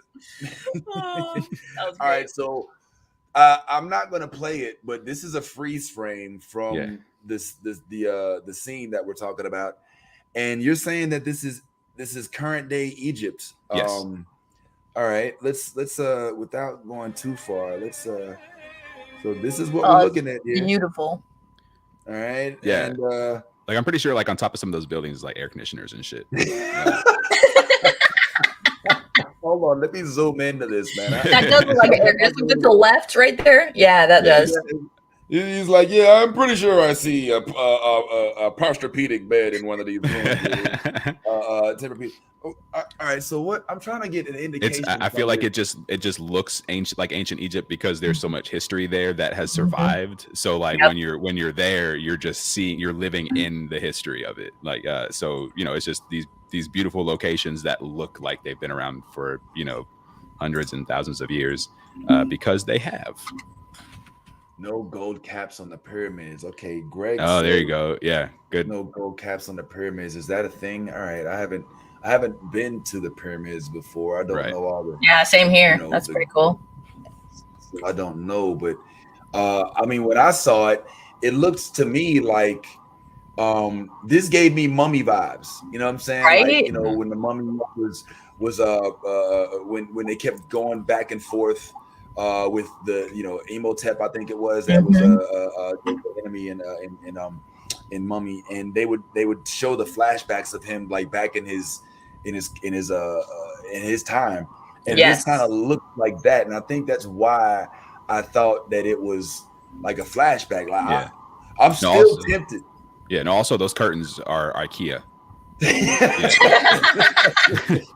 Not the outside ones, like the barrier ones. That's definitely like Egypt, Morocco type stats. But yeah, like somebody's TV is on Amazon Prime. And see, this dude right here's got a fire stick in his room. You can tell. Yeah. Well, look, I was hoping that it was. I was thinking that it was like ancient Egypt, but you might be right, man. It might be current day Egypt. Shoot, so man, you're thinking he time traveled. Well, I was hoping for the time. I mean, if he can travel, he's not Barry Allen, bruh. Yeah, he doesn't like. There's as I don't think that's an option for him. I think he's bound outside of like what Khonshu can do. He's pretty much bound by whatever human limits we have. Let me see something because I forgot actually how he got there. How did Southwest, man? Yep. No, he just woke up there, but he has the drink. Yeah, no, he made Steven take the flight. He was like, "I'll just meet you there, man." Like, I ain't trying to be in coach hanging out. Like, this just sucks. Egypt's a long flight. It probably is what it is. It looks like he says, "Where are we going?" He says, "You know where we're going," and then the next, yep, where are we going? You know where. Where the hell do you think? Yep. And then he just wakes up. And then he immediately got on Travelocity and he was like, let me just get this flight real quick. Do you think he had to pay extra for his bags? No, I bet Khonshu got miles, man. I bet he got a Sky Miles card. So he got the upgrade. He got the Comfort Plus upgrade and stuff. You're good. Khonshu's been around. He don't play. Khonshu definitely gives me window seat vibes. This dude needs the leg room for sure, man. I'm seeing that. But yeah, man, his Virgin headline. That's true. Yeah, that's true. It's Virgin. Yeah, he came from London. Yeah, he didn't have to go Southwest. So it's more over there. I think it's British Airways. British Airways. Yeah. Stop lying. They took a magic carpet, dog. Yeah, British Airways and Air Bruv. Aladdin was like, "You want to go to Egypt? I got you, bruv. I'm coming to get you. I can show you the world." Why is it Darth Vader voice though? Like Aladdin's all like, young, teenage voice. I can show you the world. Like Khonshu Airlines. We get you there by night. I dig it, yo. We got to make that commercial. Let's do that. I like that. That's cool. But yeah, man. We leave off in Egypt. Evidently, that's where we're headed. And again, what are we doing in Egypt? I would assume we're probably looking for some more artifacts that are going to basically make it so that Moon Knight can keep on transforming. And if it's as Daniel is saying, we've only learned about one or two of these personalities, and perhaps there's even more. I honestly, guys, this show has superseded my expectations. Like I was like, oh, this is gonna be a cute little something to watch to hold us over till Marvel's multiverse, and it is done way more. Like I was not ready for the depths of this show. I wasn't ready for how well they told the story, especially coming off of our debacle with Boba Fett, and how according to Tyrone, the story just was a bad story being told. You know what I'm saying? This is not the case with Moon Knight. This show has been well written, well shot, well directed. It's paced out well. It has enough funny in it that, Marvel always comes with the funny. You know what I'm saying? Marvel Studios does. I can't speak for Sony and other Marvel projects. Oh, they do not. But it is firing on all cylinders, and I'm here for it, bro. It looks like the comment section. Everybody are we in agreement? Daniel, Biddle, Minnie. Seriously Black, are we feeling this show right now? I literally can't find things wrong with it. Like I'm loving this show. So keep it up. We'll be back next Wednesday to watch that. There's another show on the horizon that I want to talk to you about, but now is my opportunity to interject my own personal nerd shit, which is frankly, if it hasn't already been revealed, I'm a space geek. Like I am a huge space geek, yo, and I don't know where I got it from. When I was growing up in St. Louis, I would draw space. You know what I'm saying? Like, and I would put it. I remember I had a picture of the Earth. I think I was like 5, and I had drawn like the Earth and put it on the wall. And my pops was showing everybody at the church, like, look, my son drew the Earth. And I used to just go outside.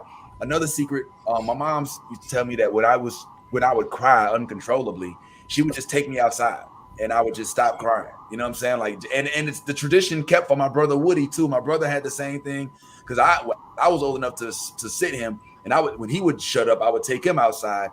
And I don't know what it is. It's the vastness of the unknown, bro. It's just knowing that we don't know enough, even though we've been here as long as we've been here. So when I wake up and I see this as a headline on my phone, I'm like, oh shit, it's actually happening. Like, maybe this looks like just a headline to y'all, but this says that space is for sale. Are you realizing what's going on? They are literally selling tickets to outer space. They are allowing non-trained astronauts, just customers, go onto the International Space Station, bro. That is a big, big, big deal. Because if they start allowing commercial flights and commercial things to go up, this is Gregory.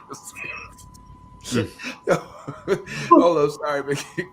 He said, "I'm not a reptilian, bro."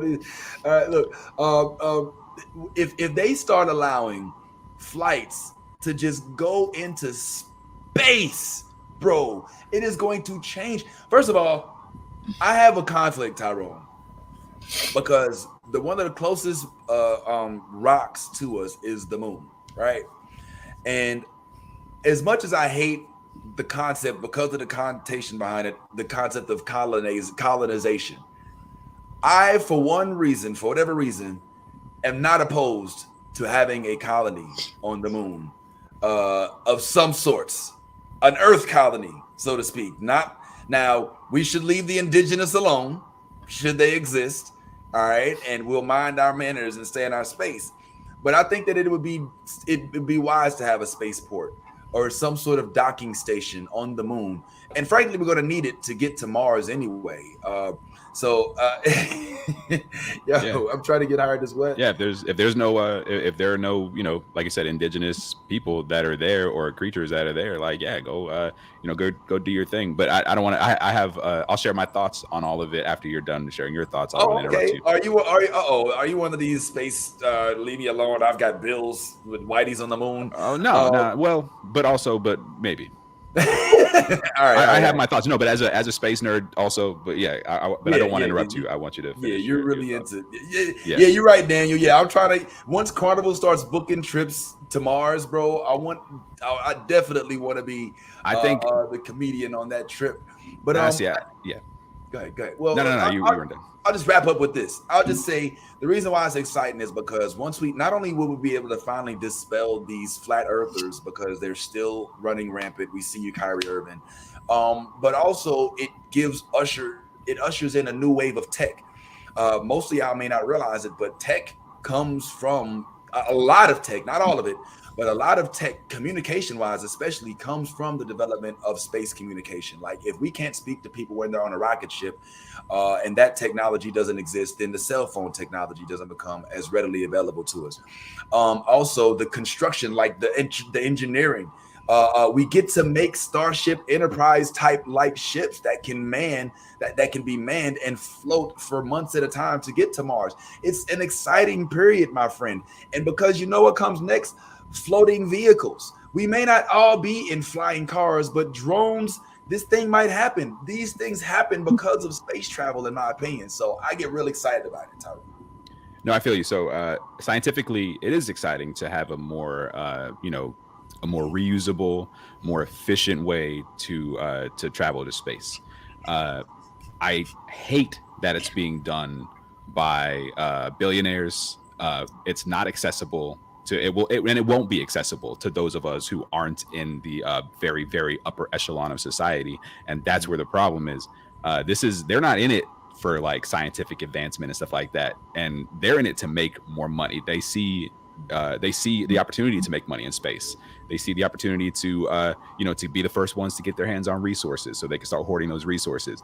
Like, it's instead of it looking more like Fifth Element, I expect it to look more like The Expanse, where all we have is the same shit we got here on Earth, where rich people are exploiting poor people, and that's just going to be happening on space. Like, you think, so yes, moon colony, right? Great. But also, it's just going to be a bunch of poor ass people working super hard on the moon so they could send money back to their families on Earth so they could survive when all the, the cities are, while rich people escape to the space and all the cities start flooding and stuff like that. Like, that's what we're heading towards. So don't let the billionaires get you too excited about space as far as like your access to it and stuff, because they don't give a fuck.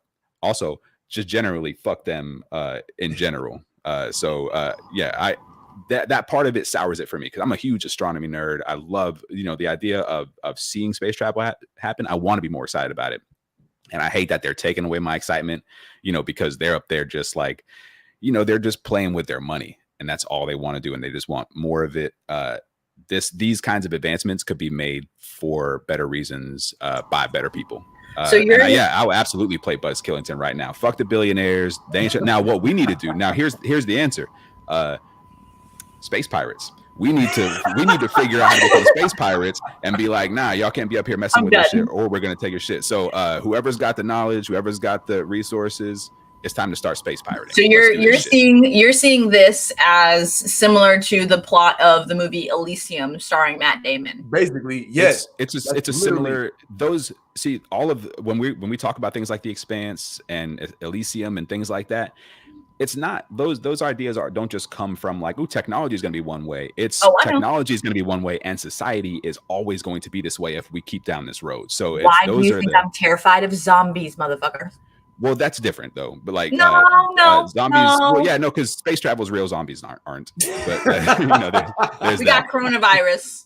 Well, yeah, but that's the gap between coronavirus and zombies. Pretty wide gap. Somewhere in there is the complete disconnection from reality. So I'm just saying, yes. The cure and disease is a fine line between dosage. That's all I have to say. Okay. That's all I have to say is dosage. That's a nice quote, but it doesn't help coronavirus and zombies get any closer. Like, COVID is basically a flu-like disease, and yes. mRNA. Let's not get too deep into vaccines. I'm gonna say, you're telling me some motherfucker eating bath salts can't get the flu-like disease and mutate and then become a fucking zombie and start eating people, and then we have an outbreak. You're telling me that's not possible? That could never happen. Yes. I live in the real world. That could possibly happen. Oh no, that's the thing. I'm telling you from the real world, that's not going to happen.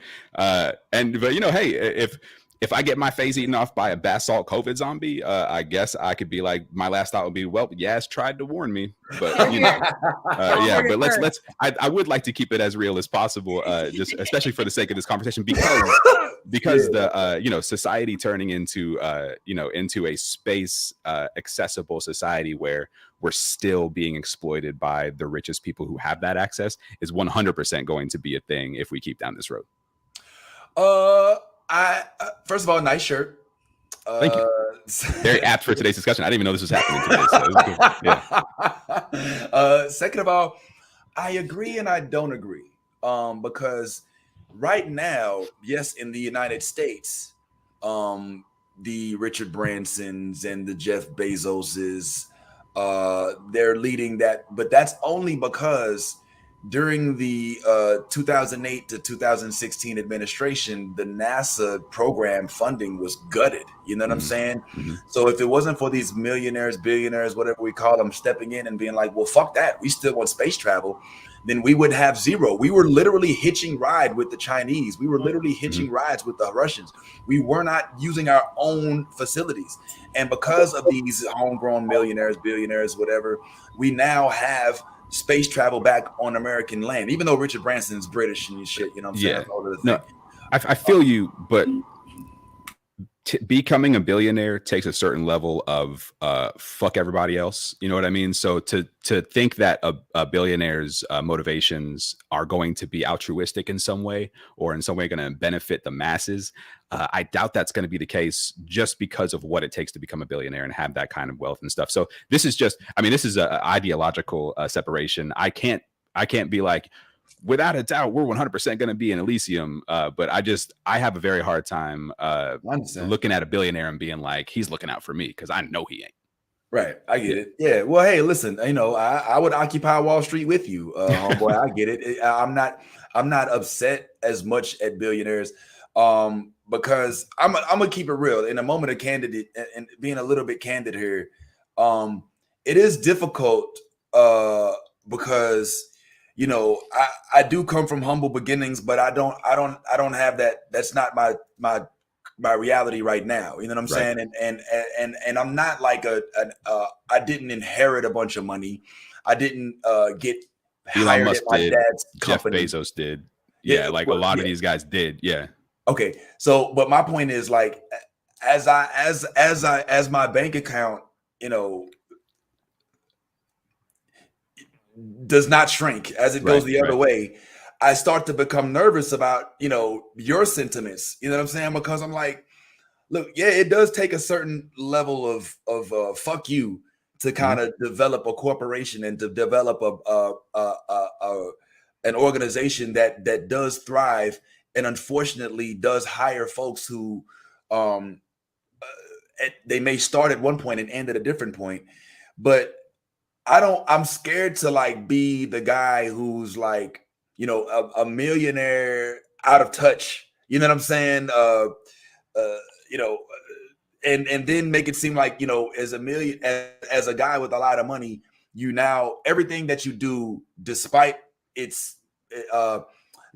despite genuinely wanting to help, is now seen through this lens of, well, how is it meant to benefit you? And that's the only reason you really do it. You know what I'm saying? Like, I put together 501c3s and do food drives just because I think that they should be done. I do, I do the Black History. I don't talk about these things because I think that when you boast on it, you take away the flair and you make it more about doing it to say about it. Right. But here's the thing, like you're having, or you're not even having to, you're doing those things out of kindness, out of a sense of duty. But there are people in our country who have enough money to where you shouldn't have to do those things. You know what I mean? And every day they decide not to fix things, and they could do these things and still have billions of dollars. And every day they decide not to.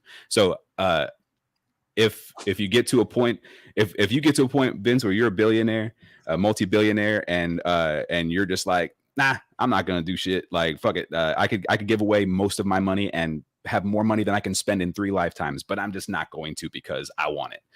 Then I'm definitely gonna be like, you know what, fuck Vince too. You know what I mean?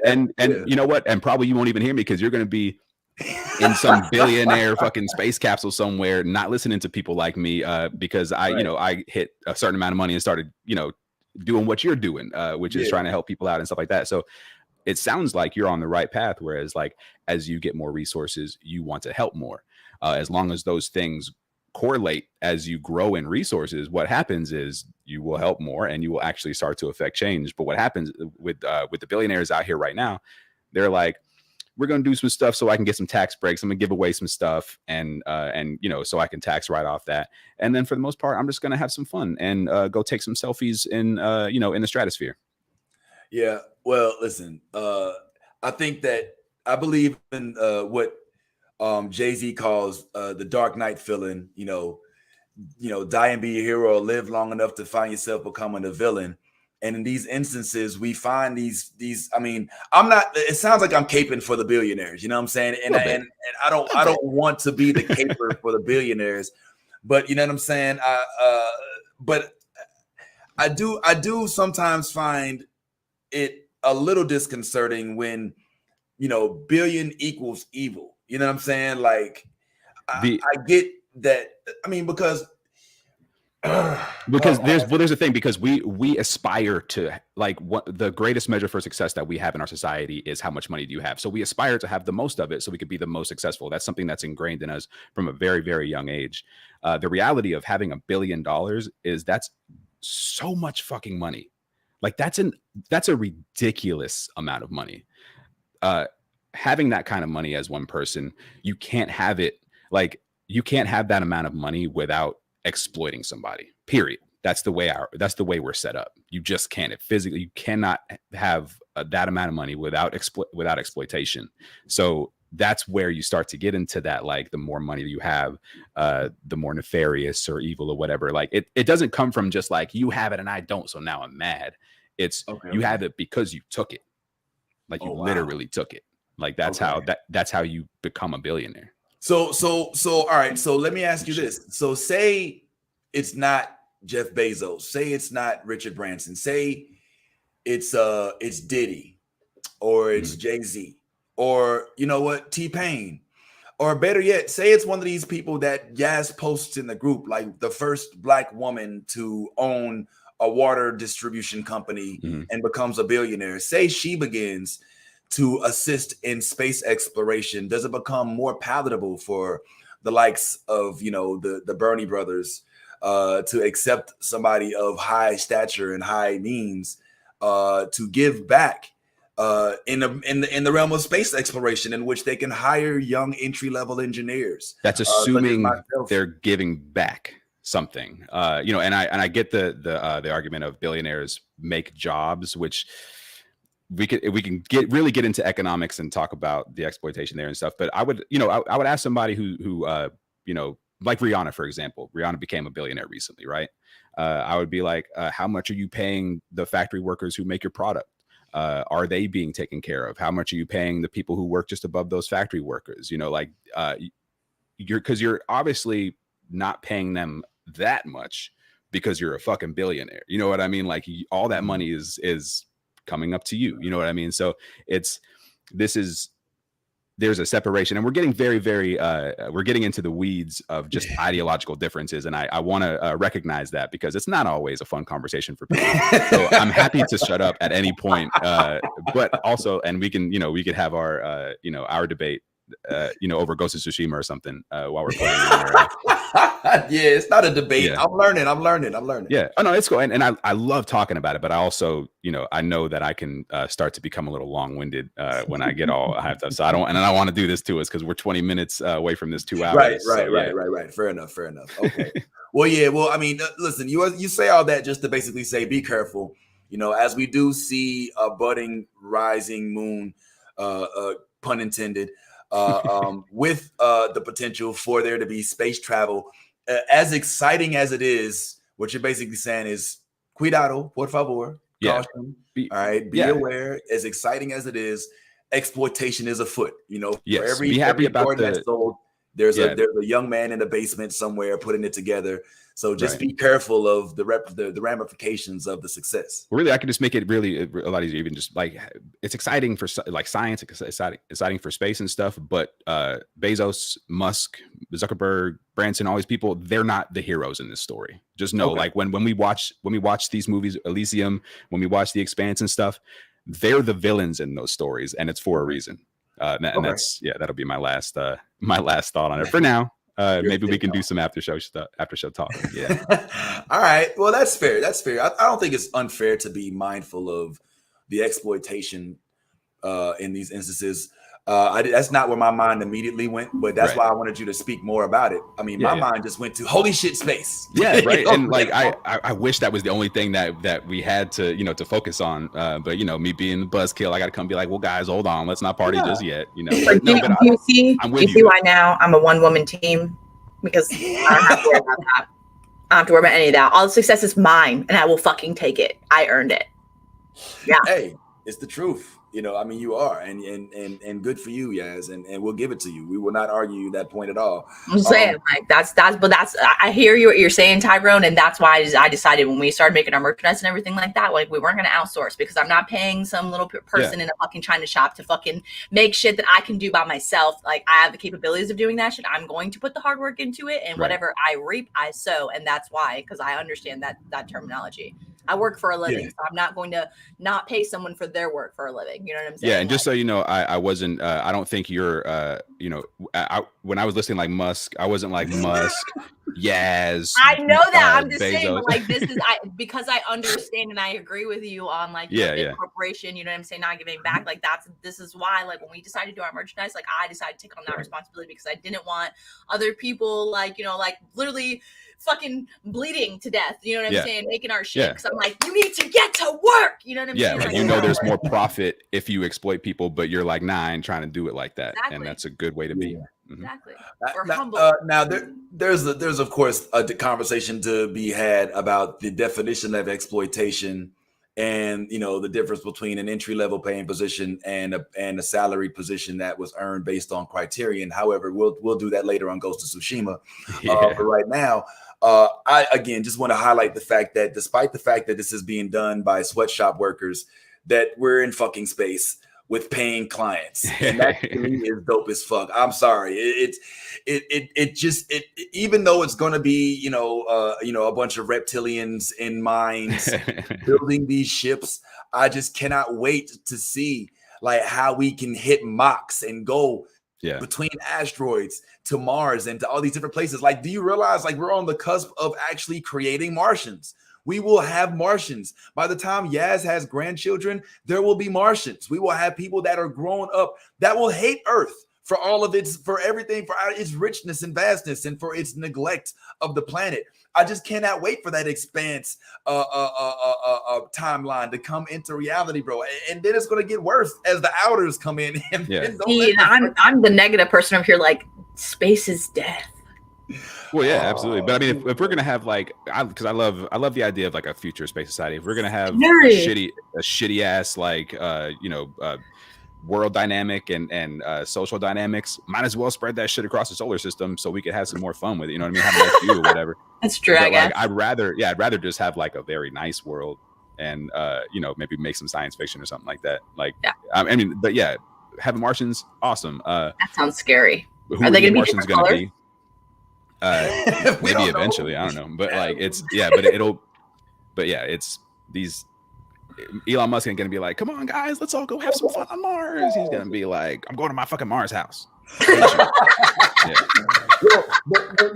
What you said, I mean, what you said actually, dang, I thought I was gonna leave this alone, but when you said that, like, okay, well, it's gonna be like right now, it's mainly for rich people. I mean, things kind of start like that. The very first cars, the very first cell phones. I remember when if you had a beeper, you were either a dope boy or a doctor. You know what I'm saying?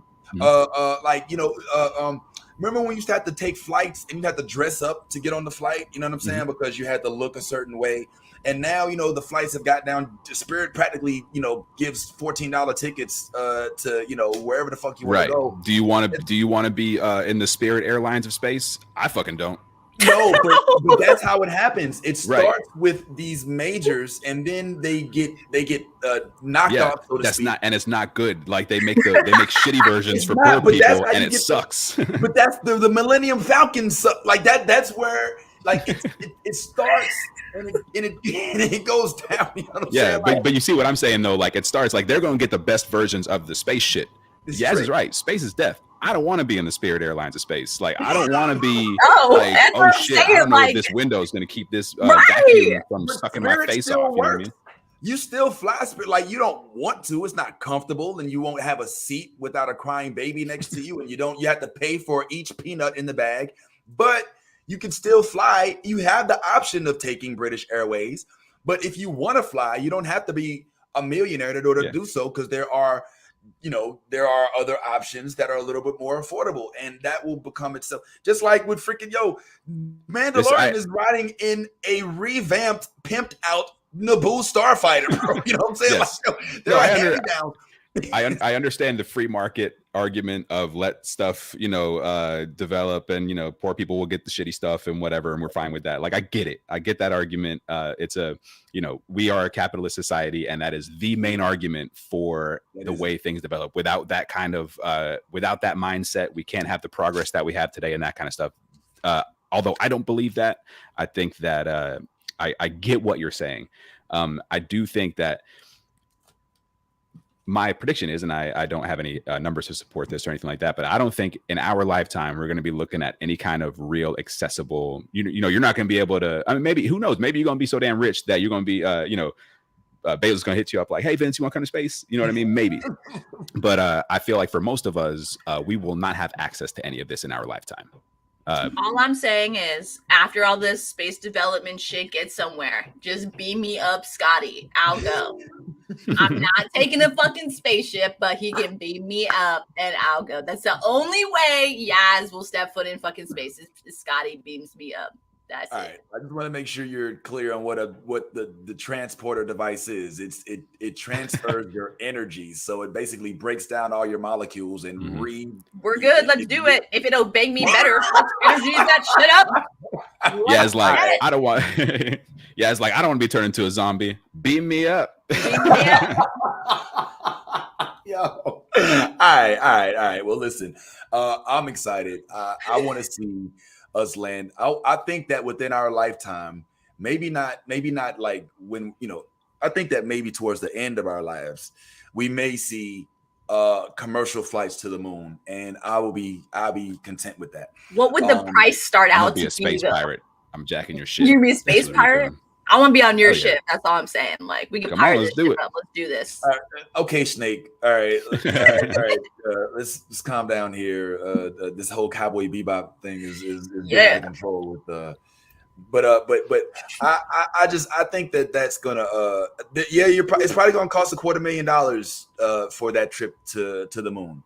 Yeah, that's what I was thinking. That's why I was like, how much is that going to cost? That's going to be an expensive ass trip. Like, and a lot of the technological advances we've seen, especially the big ones over our lifetime, like you mentioned, Vince, have come from like space travel and stuff. But a lot of that was government funded, and it was regulated, and it was coming from people who were inventing these things and working these things out, not for profit, but for the better of humanity, for exploration purposes, for scientific purposes, not to make profit. Well, I mean, the problem with that is that then you have people complaining that the government is wasting money on space projects instead of taking care of the hungry and the poor. Oh, and that's because of our mindset of in a capitalist society, the government has to be the enemy because they're stopping you from making all money you could possibly make. Mm-hmm. It's all this is where you start to get into the weeds. Like, the government works for us. They're doing stuff that's supposed to be us by us. Yeah, Elon Musk does not. Jeff Bezos does not. So, theoretically, the government is doing things to try to, like, in a NASA situation. I mean, like, we're, let's not. I'm not caping for the government over here because fuck them too, very much. But in the science realm, NASA, it's for scientific purposes. It's for exploration. It's for growth. It's for progress. It's not so they can, please their shareholders. You know what I mean? That kind of stuff. So. Yes, technological advances have come from this kind of thing, but under a different umbrella. And so, just know that when Bezos is going into space, he's not thinking, I can't wait to make this accessible for everybody. He's like, I'm about to count these dollars. I think that you can do both. I'm not saying that I guess I identify as a Bezos. I identify on a much smaller scale.